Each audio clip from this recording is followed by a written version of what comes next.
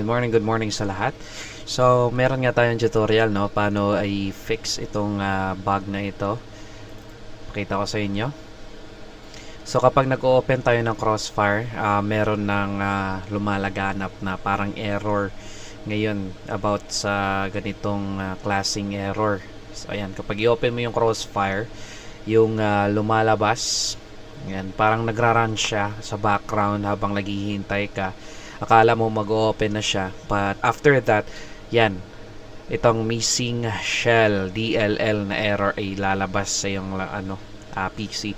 So kanina nga lang ay naglalaro ako ng Crossfire and unfortunately lumabas ito. Yan, so naghanap ako kung paano or chinek ko kung paano siya i-fix. So check natin kung paano natin ito ma-fix and tutorial na din para sa inyo na mga nanonood dyan. And turuan ko kayo kung paano siya i-fix, okay? So, i-okay muna natin to.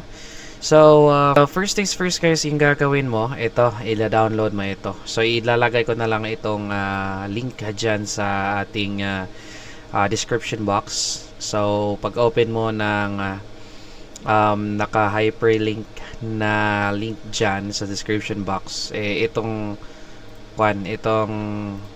pakita ko sa inyo kung paano siya mag-open. So, itong website na to ang mag-o-open. So, ang gagawin nyo lang dyan scroll down nyo. And then, kita nyo tong download for Windows. So, i-click nyo lang yan. Close mo lang yung ads dyan. So, magda-download siya. Ayan. So, next nyo ang gagawin. Ayan. So, after nyan, eto na siya. Yung AIO something nito. So, i-click nyo lang yan. Ayan. So, para mas mabilis, check natin sa this PC. Ayan. So, ang ginawa lang natin guys is clinic lang natin yung ito. Clinic lang natin tong IO runtimes. So, pagkatapos nyo i-click nyan, mag-i-install na yan. Parang ganito. So, don't worry guys, safe na safe naman yan. Huwag kayo mag-alala.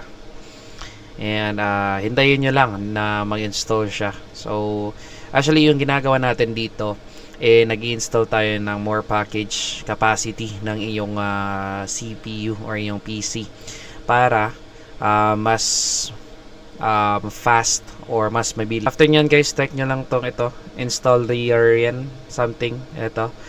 So, after nyan ay magra-run yan siya. So, magra-run yan ng program dyan sa sa PC mo. So, ayan, mga Java runtime, Visual C++, yan. So, parang ina-add up niya yung mga packages dyan sa CPU mo. Ayan.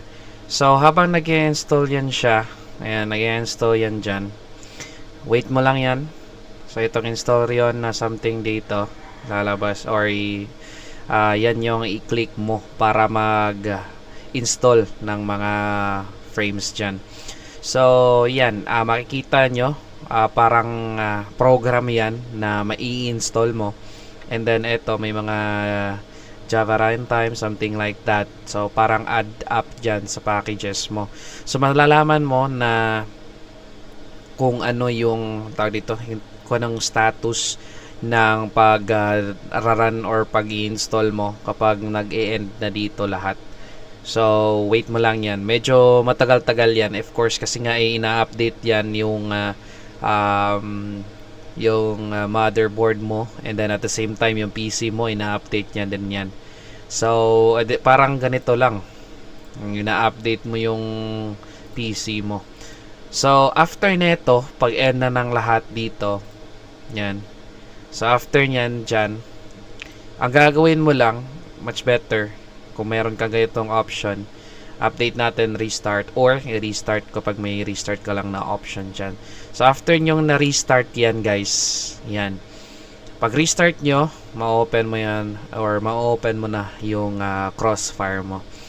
So, move on na tayo sa or i-fast forward lang natin ito para medyo mabilis-bilis yung progress ng ating pag-install dito or mabilis yung installation kumbaga. So, ayan. And then, magra-run niya ng program. Yan yung mga black options dyan. So, wait mo lang yan guys. So, matagal-tagal yan of course. Hintayin mo lang. Kasi nga, i-update yan yung, yung PC mo. And then, at the same time, yung tawag dito, parang yung required na standard talaga para maglaro ka ng Crossfire ay enable niya rin sa sa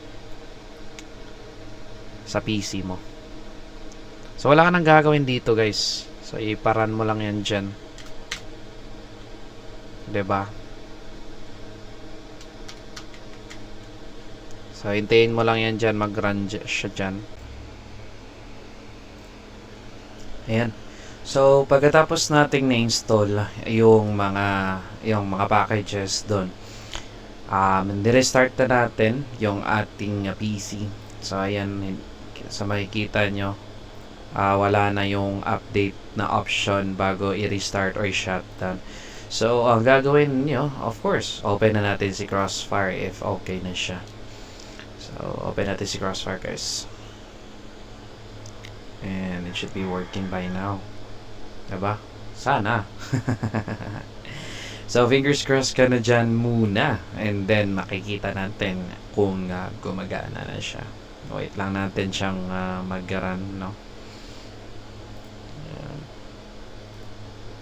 So, matagal-tagal din naman din. Ayan. So, good news. Yan, gumagana na yung Crossfire natin. So, again, ilalagay ko lang sa baba yung link. Again, yung link na naka-hyperlink lang dyan. So, check natin if gumagana siya. Okay? Wait lang. Ayan. So, tinurn off ko talaga yung music dito sa aking Crossfire. So, i-check din natin kung gumagana yung music. Ayun. Ayan. So, gumagana siya, guys. Diba? Ayan. So, gumagana siya. Try natin or try natin siyang laruan sa kahit saan lang. Diba? Try natin dito. Ayan, try natin. So, check natin if gumagana siya. Yan. So, follow lang ninyo yung simple tutorial natin, guys. Wala naman talagang mawawala. Okay? Safe na safe naman yan, guys. Don't worry. Ayan. So, working na working yung ating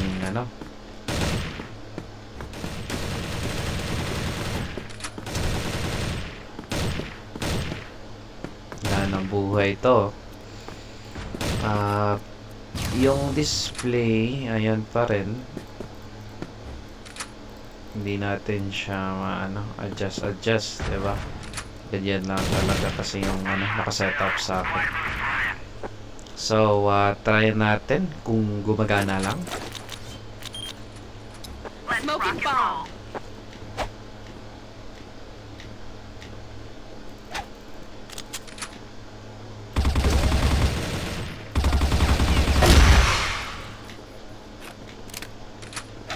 Yan, all working guys. Working na working siya. Wala namang problema. Ako. Naka-sniper. Dalawa. Ayan. So again guys, follow nyo lang yung ating tutorial. Diba? So this is just videos. Kung bago ka lang sa aking page and aking YouTube channel, huwag kalimutan na mag-subscribe or follow. Okay?